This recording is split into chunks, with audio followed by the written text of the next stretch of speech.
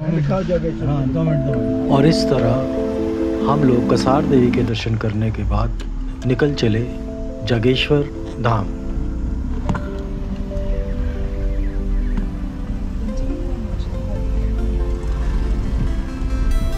रूप से भाग है, अलग है। तुम 3 किलोमीटर आगे चले जाओगे तो वो तो हो ही जाएगा। और ये जो रास्ता था ये भी बहुत मनमोहक था और रोड कंडीशन भी लगभग सही ही थी। हालांकि रोड तो सिंगल था लेकिन आसपास का वातावरण बहुत ही मनमोहक था। चीड़ के भरे हुए जंगलात के बीच से जाता हुआ ये रास्ता। और लीजिए हम लगभग जागेश्वर धाम के करीब पहुंच गए हैं। लगभग 2 या 3 किलोमीटर अब जागेश्वर धाम रह गया है। और जैसे ही हम जागेश्वर धाम के क्षेत्र में आते हैं तो एक जो ख़ास जो चीज़ यहाँ पे देखने को मिलती है, क्योंकि आसपास यहाँ पर सब चीड़ के वृक्ष हैं और पर्टिकुलरली इस क्षेत्र में देवदार के वृक्ष स्टार्ट हो जाते हैं जो कि लगभग 7 से 8 हज़ार फीट की हाइट पे पाए जाते हैं। लेकिन यहाँ पे क्या टेरेन या कहें क्या शक्ति है, ये देवदार के वृक्ष बहुतायत में पाए जाते हैं।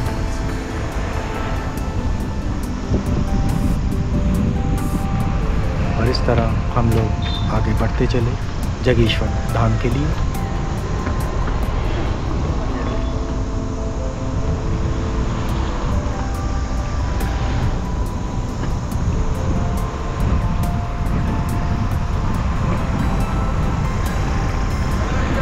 वही जो मैं बता रहा था, यहाँ का क्षेत्र देवदार के वृक्षों से पूरा भरा हुआ है।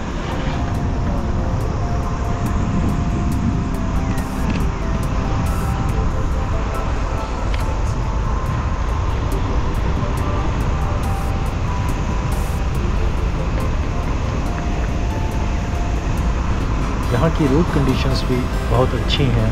हालांकि रोड सिंगल ही है लेकिन कंडीशंस अच्छी थी।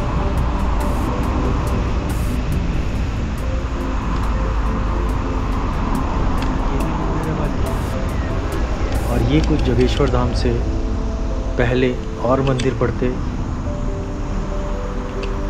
और ये जो जागेश्वर धाम है लगभग माना जाता है कि 125 मंदिरों का एक समूह है।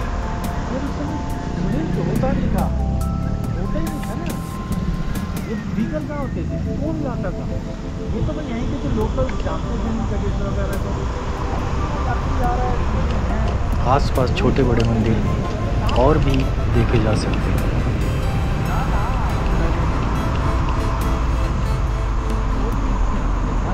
और ये माना जाता है कि यहाँ पर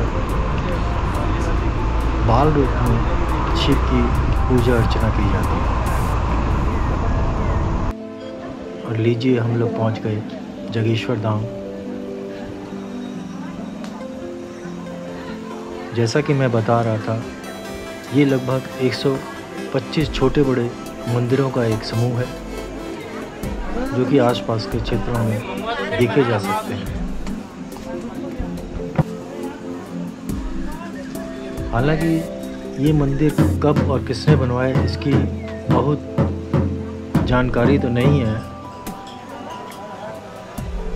लेकिन माना जाता है ये 7वीं शताब्दी के बने हुए हैं, लगभग 1400 साल पूर्व। यहाँ पर ये मंदिर कत्यूरी राजाओं ने बनाए और माना जाता है कि जब वो यहाँ से नेपाल जा रहे थे तब इन मंदिरों का निर्माण कराया गया था।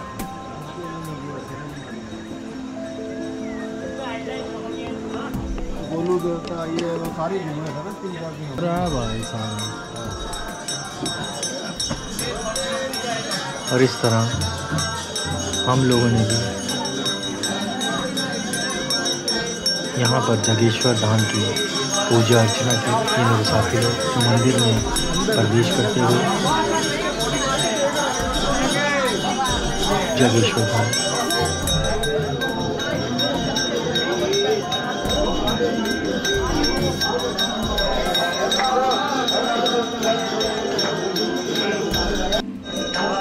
इसके अलावा यह जो क्षेत्र माना जाता है कि यहाँ यह सप्तऋषि की तपस्थली भी थी।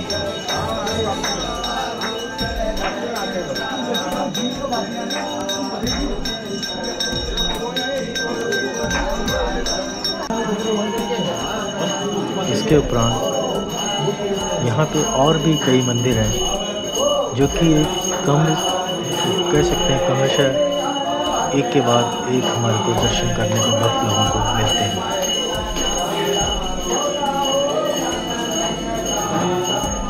यह महामृत्युंजय मंदिर और ये जागेश्वर मंदिर के अंदर के दर्शन जिसकी कि हमारे को आज्ञा मिल गई फोटोग्राफी करने की। ये है जागेश्वर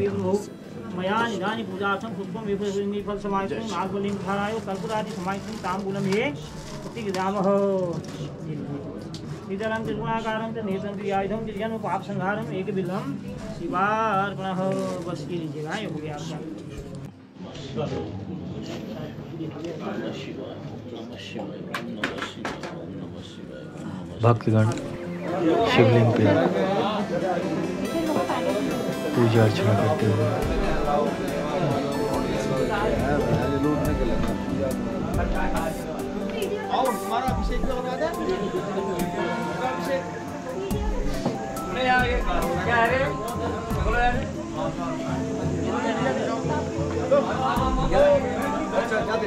ये भी एक रहस्य है कि आज से 1400 साल पहले इन मंदिरों का निर्माण कैसे कराया गया होगा, जबकि उस समय ना कोई टेक्नोलॉजी थी, ना कोई यात्रा और वाहन का कोई साधन। किस तरीके से यहाँ पर ये लोग इस विशाल पत्थरों से तराश कर इस तरीके के मंदिर बनवाए गए हों। जो भी है, ये क्षेत्र था बहुत मनमोहक। हम लोगों ने भी इस मंदिर में भ्रमण करके भरपूर आनंद लिया। क्या यहाँ का जो आभा मंडल है वो खुद ही महसूस किया जा सकता है, और ये एक विशाल वृक्ष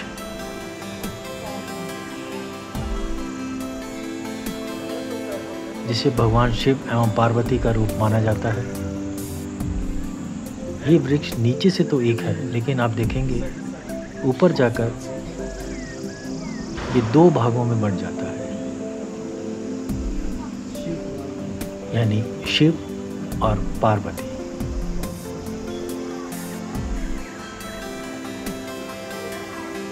और वृक्ष देखने में लगता है कि कम से कम भी ये 200 साल पुराना तो ज़रूर रहा है।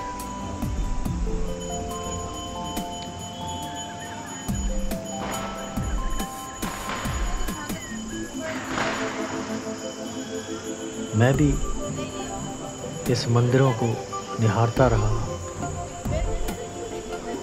और इनकी वाइब्रेशन को समझता रहा। ये कुछ और मंदिर, हालांकि यहाँ पर कुछ ही मंदिरों में पूजा अर्चना की जाती है।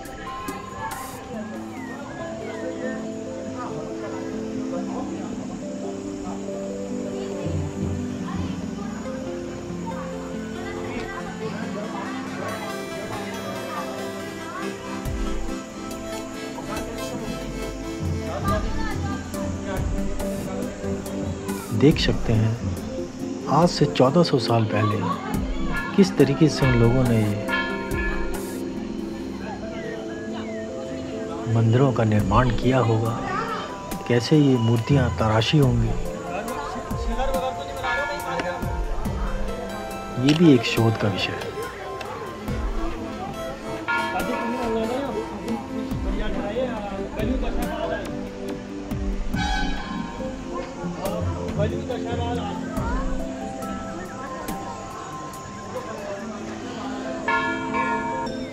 आप लोग दर्शन ये है महामृत्युंजय मंदिर।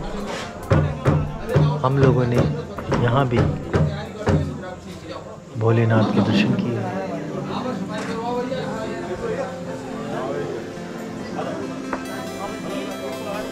और भक्तगण यहाँ पे भी बाहर भी एक मुख्य पूजा कर सकते हैं, जिसका मंदिर समिति कुछ चार्ज करता है और सामग्री भी वही लोग प्रोवाइड करते हैं। और इस तरह हम लोग दर्शन करके बाहर आ गए और वही छोटी छोटी मनमोहक दुकानें जो कि जनरली हर तीर्थ स्थान पर देखी जा सकती हैं।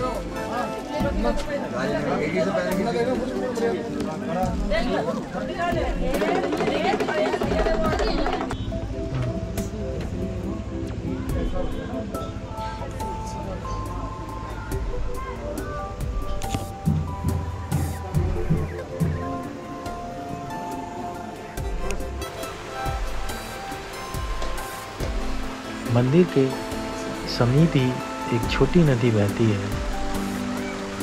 रामगंगा, जो बहुत सुंदर लग रही है।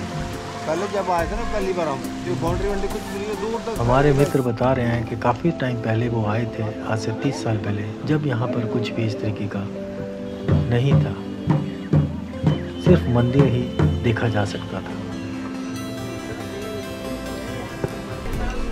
और इस तरह हम लोग दर्शन करके आगे निकल चले। लगभग 3-4 किलोमीटर दूर हम लोगों ने अपने एक होटल लिया था, जो कि भरपूर जंगलों के बीच में से वहाँ तो मार्केट में रहते रास्ता जा रहा था। और साथी लोग भी बड़े आश्चर्यचकित थे, कहाँ है ये होटल। जब वाली ने खड़बड़ करी है, अदरवाइज बिल्कुल साउंड देख सकते हैं और वो भी तो हम पूरे जंगल के बीच में से होते हुए खाना कितना अच्छा था। अपने खाना बिल्कुल सिंपल होटल की तरफ जाते हुए। बिल्कुल जंगल है, यहाँ तो गाड़ी ही नहीं आ रही। आगे जाके फिर वो होंगे इसमें गाँव आगे जाके ना ये कुछ आया तो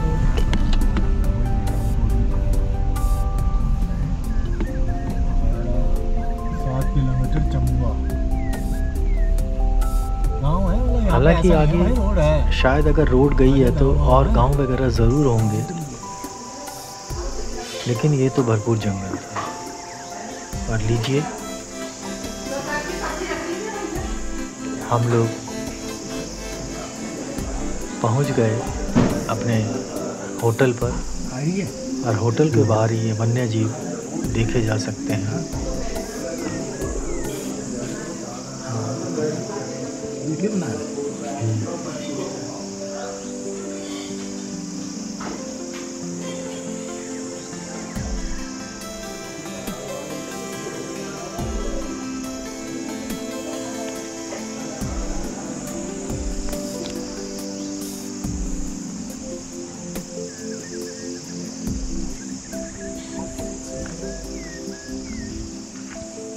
और ये है एक हमारा होटल जो हमने दिल्ली से ही बुक कर लिया था।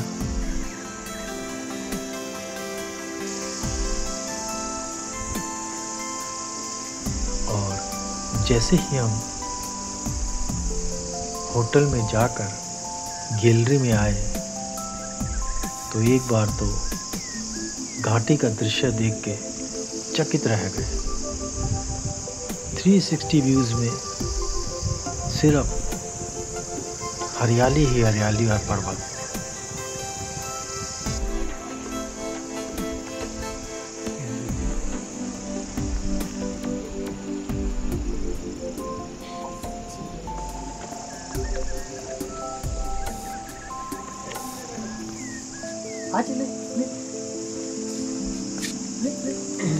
ये है वो होटल और सामने 360 व्यूज घाटी।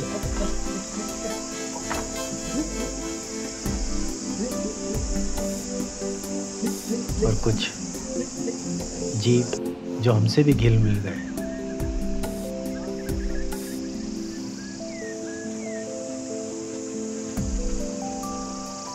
हम लोग भी बालकनी में बैठकर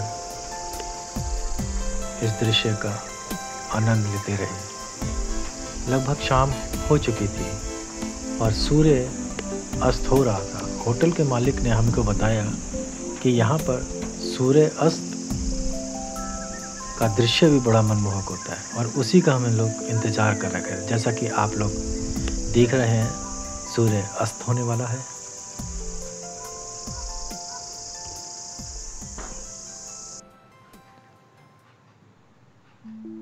और लीजिए, सूर्य अस्त हो चुका है।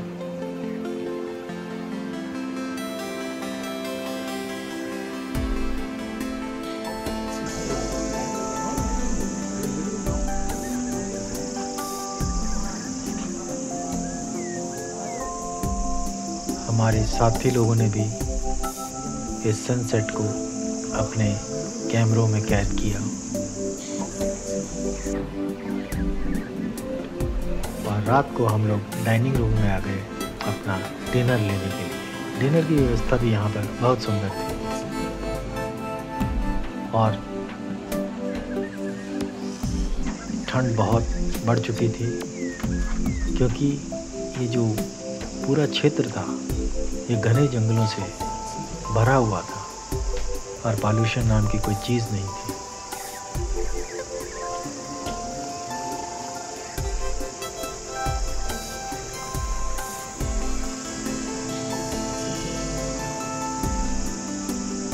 अगली सुबह फिर हम उन्हीं नज़ारों का लुत्फ़ लेते हुए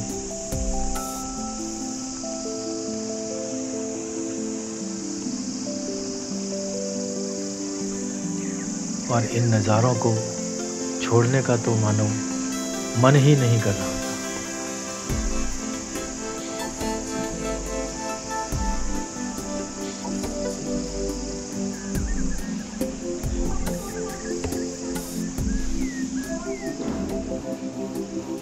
ये हमारा रूम था जिसमें 2 बेड लगे हुए थे और 4 लोग रहने की यहाँ पे आराम से व्यवस्था थी।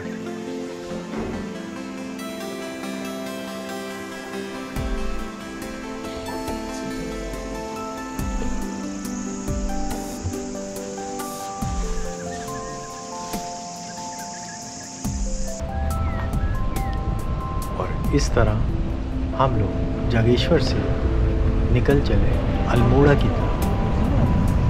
लेकिन हमें बताया गया था यहाँ से कुछ ही दूरी पर एक और मनमोहक मंदिर है, वृद्ध जागेश्वर। हालांकि हमारा कोई ऐसा प्रोग्राम नहीं था वहाँ पे जाने का, लेकिन हो सकता है कि बाबा का कुछ बुलावा हो।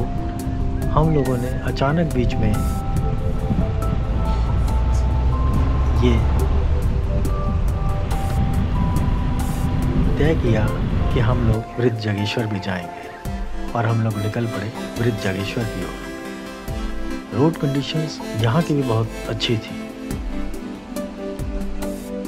और जैसा कि आप लोग देख रहे हो, प्राकृतिक सौंदर्य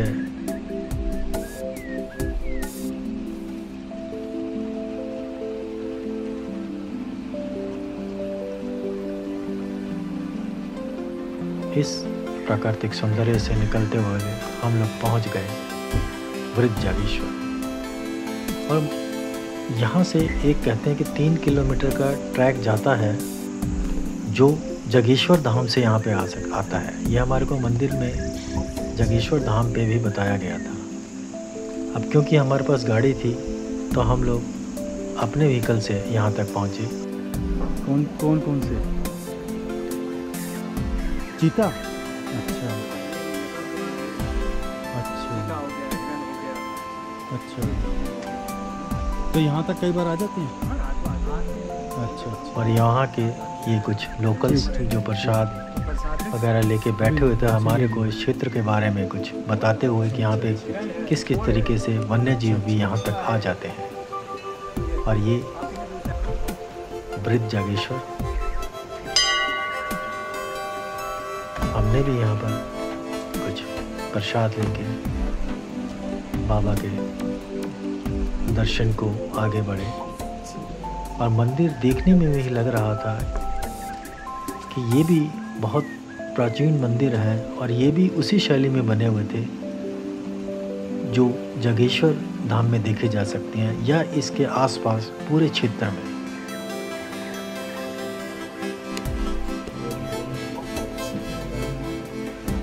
और लीजिए हम लोग पहुंच गए वृद्ध जागेश्वर।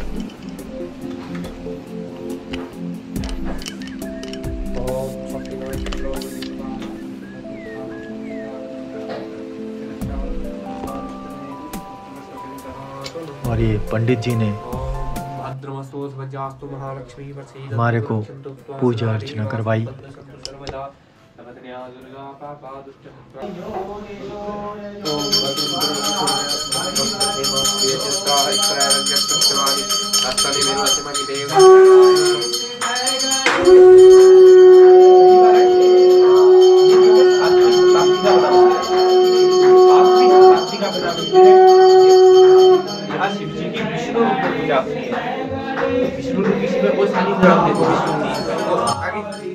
और पंडित जी ने हमारे को यह बताया कि ये जो अखंड ज्योति है ये 7वीं शताब्दी से यहाँ से जल रही है, यानी कि 14 साल पूर्व से। तो आपका इच्छा नहीं तो आप पैसे दे के आप नहीं दिखा सकते, तो आपकी इच्छा है मतलब। और मालपुए का भोग लगता है इधर, मालपुआ आटा का उसका भोग लगता है इधर, मालपुआ चीनी को भोग लगता है। और यहाँ शिवरात्रि के दिन महापूजा होती है। शिवरात्रि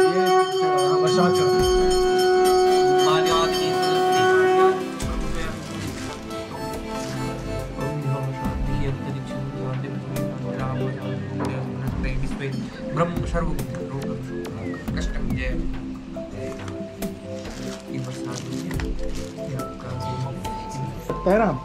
पहले आगे ले गए, फिर ये बोल रहे थे चलेंगे, मैंने कहा आप देखते हैं चलेंगे, मैं कहा चलो चलते हैं। पता नहीं था इतने अच्छे दर्शन हो गए। अच्छा नमस्कार।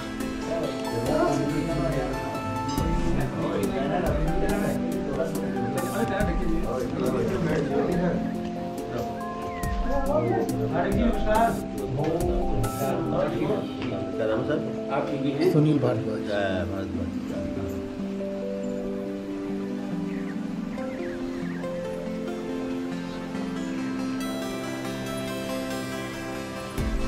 और ये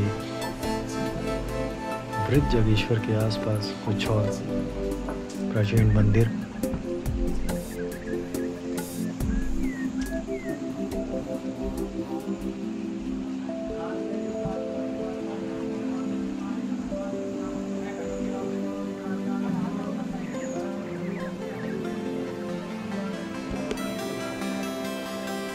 कुछ मंदिरों का तो यहाँ पे जीर्णोद्धार भी किया गया था, जो कि देखने में पता चल रहा था।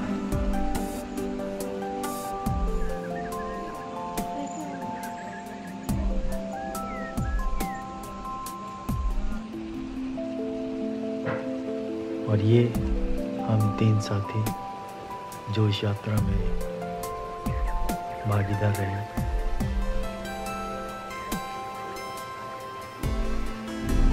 और इस तरह हम लोग वहाँ से दोबारा अल्मोड़ा होते हुए हल्द्वानी की तरफ बढ़ चले। लेकिन बीच में एक ऐसा क्षेत्र आता है जहाँ पे पत्थर गिरने की घटना अमूमन देखी जा सकती है। हम लोग भी जब यहाँ से निकले तो छोटे छोटे पत्थर तो गिर रहे थे, लेकिन बाबा की कृपा से हम लोगों को नुकसान नहीं हो पाया। देख सकते हैं ये क्षेत्र कितना खतरनाक था।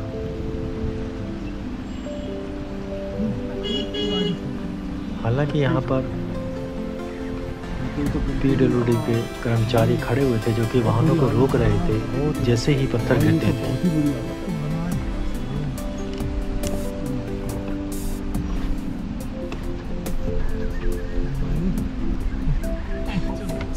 लीजिए, हम लोग इस क्षेत्र को पार करते ही बहुत बड़ी राहत महसूस की।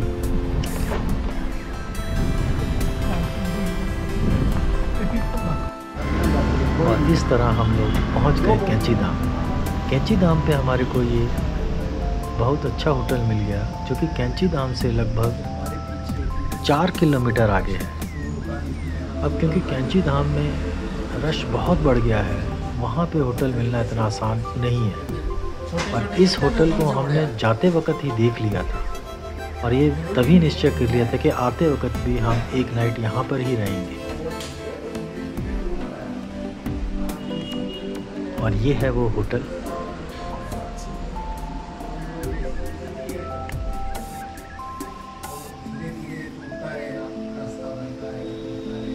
अब एक भी इधर फंस गया ना तो इधर का भी जाम लग जाएगा। आप देख सकते हैं कैंची धाम पे ये जाम लगभग 4 से 5 किलोमीटर है और आते वक्त हमारे को कम से कम 3 घंटे का जाम लगा। इसीलिए मैं ये सलाह दूंगा कि कभी भी आप कैंची धाम आते हैं तो अपना होटल की व्यवस्था पहले ही कर लीजिए।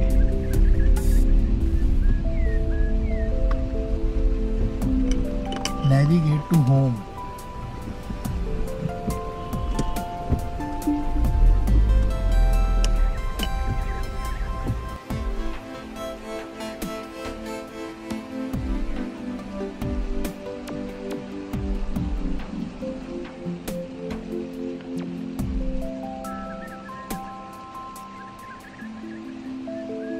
अब क्योंकि एक सिंगल सड़क है तो ट्रैफिक बहुत ज़्यादा था और हम लोग भीमताल होते हुए हल्द्वानी की तरफ बढ़ चले।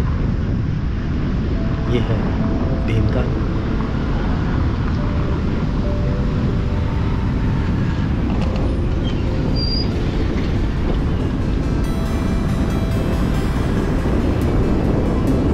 ये ताल भी नैनीताल की तरह बहुत बड़ा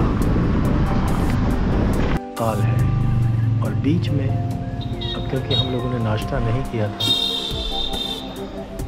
यहाँ पे हम नाश्ते के लिए रुके।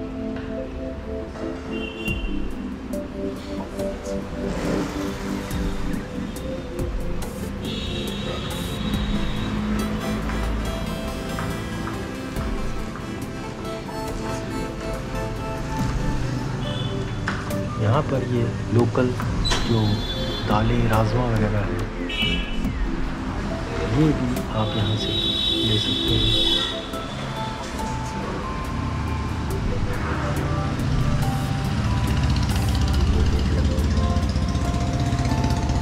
इस तरीके से हमने यहाँ अपना नाश्ता लिया